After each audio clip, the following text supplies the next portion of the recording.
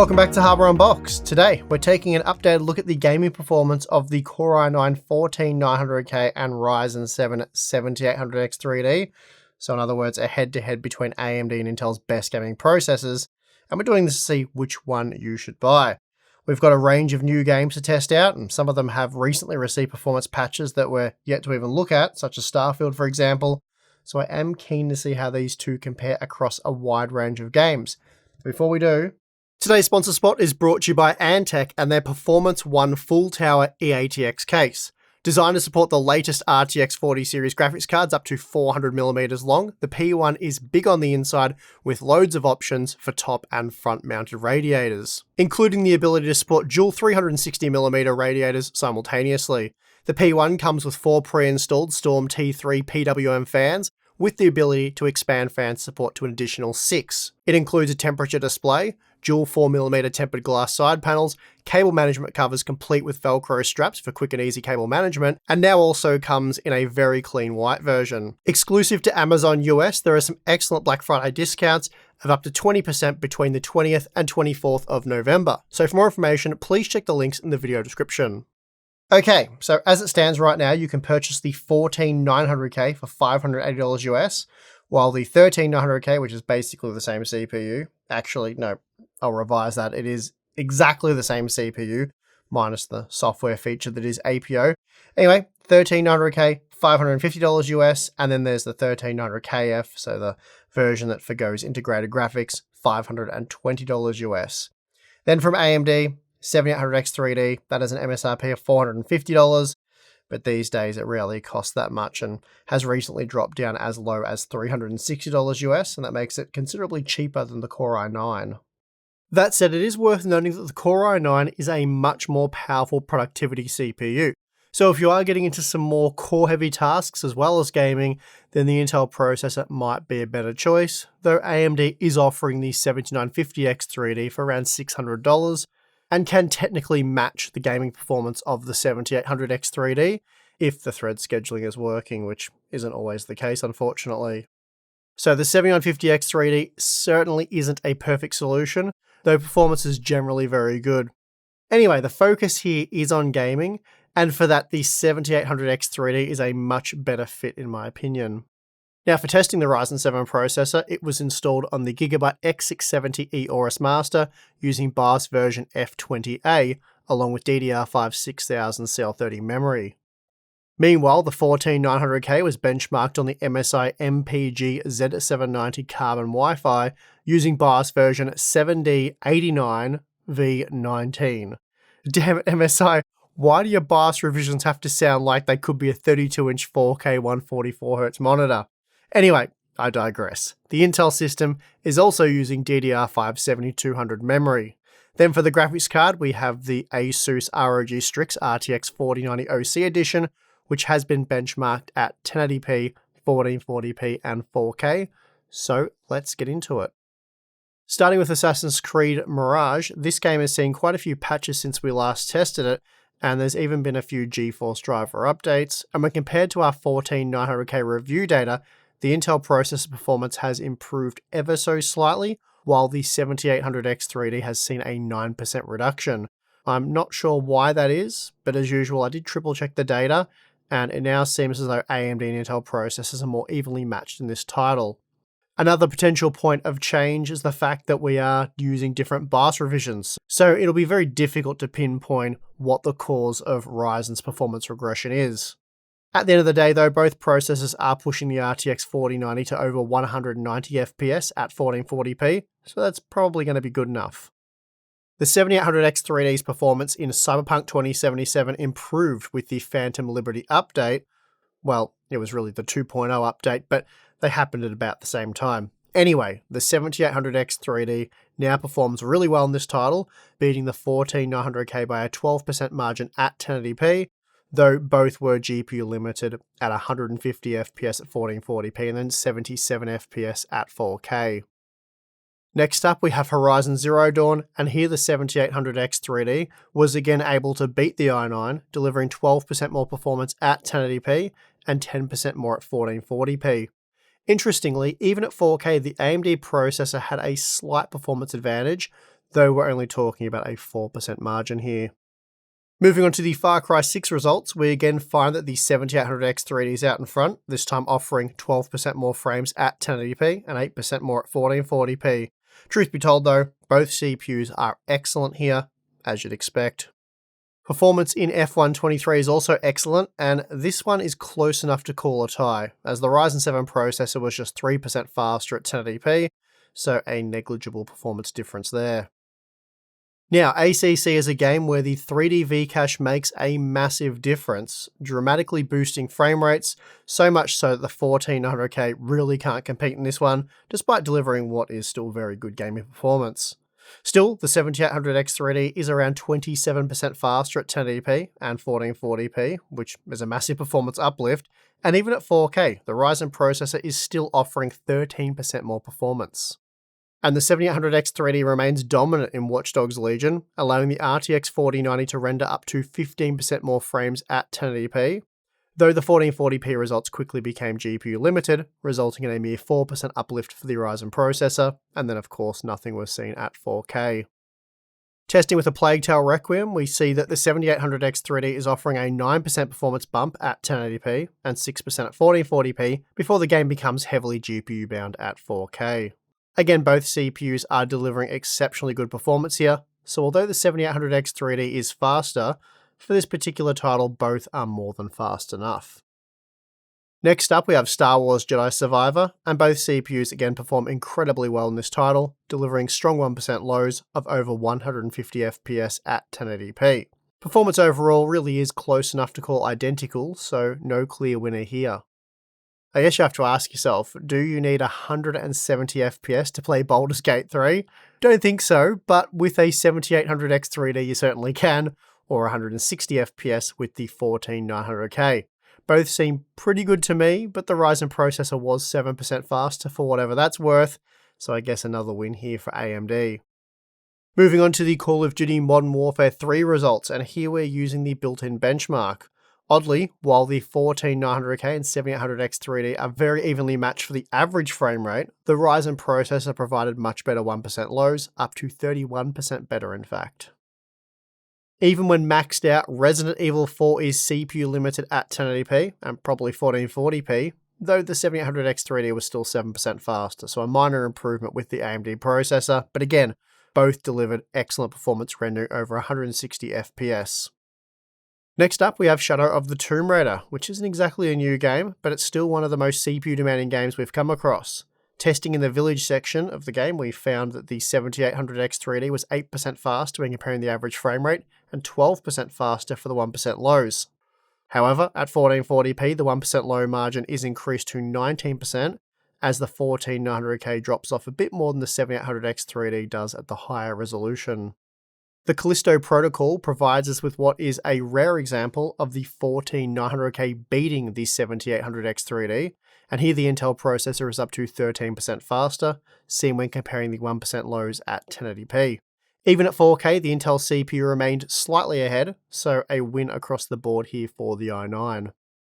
Total War Warhammer 3 doesn't appear to favour either CPU, and instead performance is identical at all three tester resolutions, so there really isn't much to discuss here, and therefore we will swiftly move along.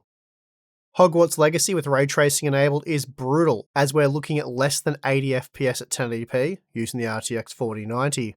The 7800X 3D was up to 8% faster though, but we're talking about 4 FPS here, so overall performance was really similar using either CPU.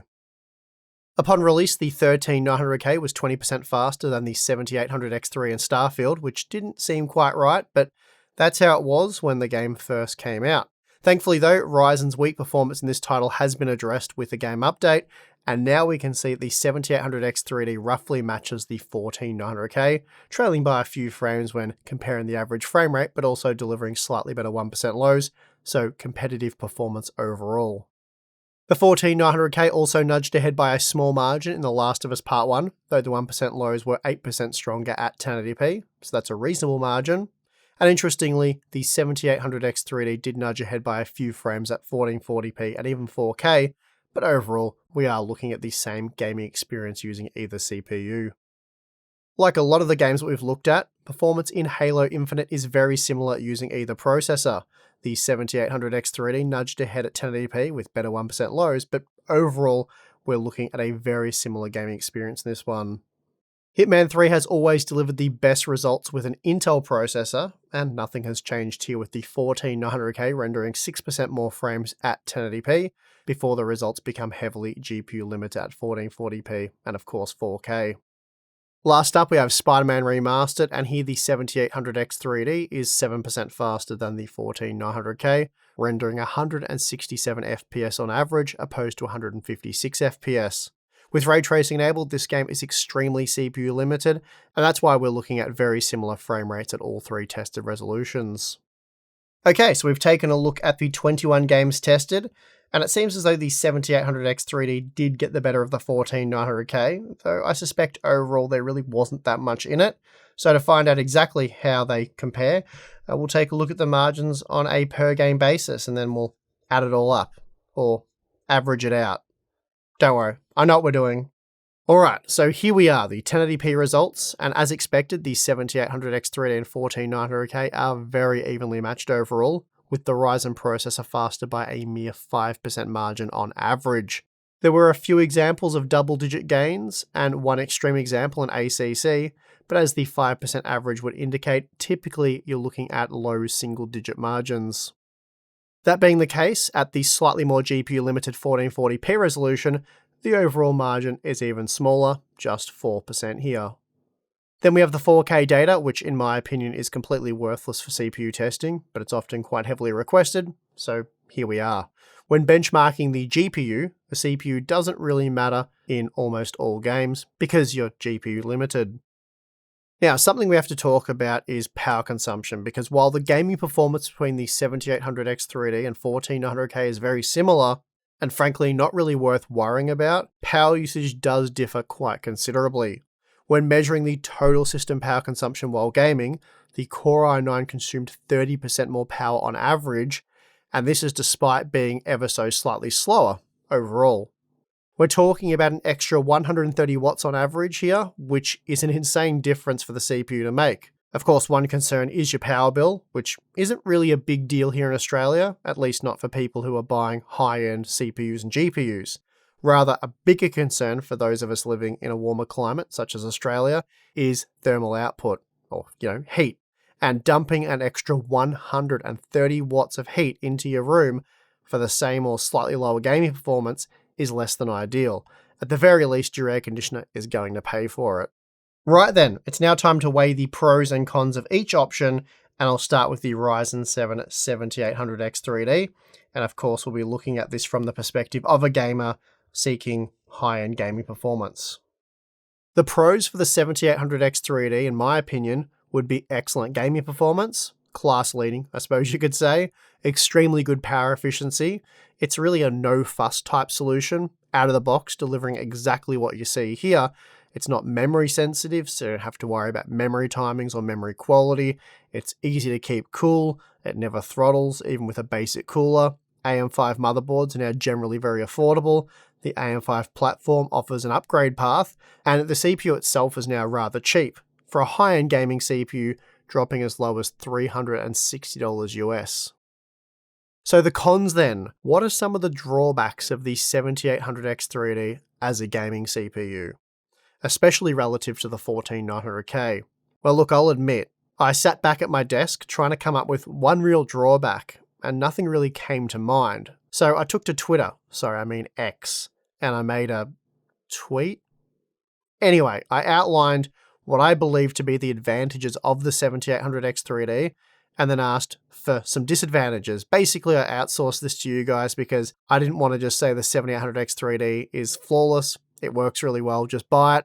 There has to be a disadvantage to this processor. I just couldn't think of it, so I outsourced. And boy, did I get a lot of feedback. Most of it, though, was people just telling me they couldn't really come up with something, which, come on guys, that doesn't really help me. I'm trying to think of a disadvantage to the 7800X3D. The best answer that I received was the fact that if you're on AM4, for example, you'll need to buy a new motherboard and memory if you wish to upgrade to the 7800X3D, which is a fair point to bring up really, but then most people who are buying, say, the 14900K will also face the same issue. So this isn't specifically a problem with the 7800X3D, rather it's a problem with newer platforms. But that's it really. The biggest disadvantage of the 7800X3D is compatibility with older platforms, of which there is none. You have to start over. Of course, I'm not trying to say that the 7800X3D is perfect. As I noted earlier, if you're also tackling core-heavy workloads, then the Core i9-14900K will destroy it. AM5 does sort of have an answer for that with the 7950X3D, but that has its own set of scheduling issues, let's say. And although it can be manually addressed with stuff like Process Lasso, it's a pain. But in the context of gaming, and really only gaming, the 7800X3D is near impossible to fault. So what about Intel's Core i9-14900K? The obvious pro here is that it's very fast, both for gaming and productivity, so that's very good. Overclocking headroom is basically non-existent though, we're talking about the cores here, but you do have a greater degree of memory tuning available, which can improve performance, though you'll often spend more time tuning the memory than you will actually gaming, and validating stability can be a real pain. Other than that though, I'm not really sure what the 14900K does better than the 7800X3D. So the cons then, I suppose. Power usage is very poor, to say the least. And even if you put in a bit of work undervolting it, it still falls well short of the efficiency of the Ryzen processor, which would be stock in this example. Ideally, you will require a 360mm AIO or better to avoid throttling, though this is less of a gaming issue and more of a productivity issue, but it's still a hot unit. Then there's the LGA 1700 platform. It's dead at this point, so your next upgrade will without question require a new motherboard, and even if you don't care about the financial investment that's involved there, it's just a pain to upgrade. It seems as though you really have to put in the work to make the 14900K better. Let's go with better than the 7800X3D. I guess that's an opinion, and even then, it's probably a highly questionable one. For example, the Intel CPU would need to be undervolted, you'd need to tune the memory, and you would need to get reasonably lucky with silicon quality. All said and done, getting the 14900K to regularly beat the 7800X3D in games, it's a bit of a job. I'd say it's a lifestyle choice. So if you want to spend more time on your BIOS than you do gaming, I suppose it can be a lot of fun. In all seriousness though, the stock 14900K is a very fast gaming CPU, and certainly similar to that of the 7800X3D. So I suppose in reality, it is the excessive power usage and dead platform that really kills it for me. Maybe that's a bit harsh way of putting it. I guess those two things are what make the 7800X3D look a bit better, make it a bit more favorable in my opinion, and would nudge me personally towards that option. But of course, let me know what you think. As always, I love hearing your feedback, and we take it on board for future content. But that is going to do it for this one. Thank you for watching. If you'd like to become a hardware... Actually, no, before we get to that, thank you for watching. There's the like and subscribe thing. I meant to do that first, and then get to the part where I tell you about our awesome Hardware Unboxed community, available through our Floatplane or Patreon accounts. You can sign up to either one of those, and you will get access to our exclusive Discord server. Plenty of other tech-related stuff going on there, and we talk about cars and all kinds of stuff, but it's a very cool Discord server. Tim and myself are active on there. You can ask Tim about pretty much anything. He's very active in the monitors category. But anyway, Discord server is very cool. Love hanging out there. We also have a live stream that we do every month for members where we answer your questions live and talk about whatever's interesting throughout the month. We have behind-the-scenes content and Q&A stuff. So anyway, probably enough about all of that, but it is cool. Check it out if you're interested. If not, perfectly fine. Won't hold it against you, I promise. And yeah, as I was saying, thanks for watching. Much appreciated. I'm your host, Steve. See you next time.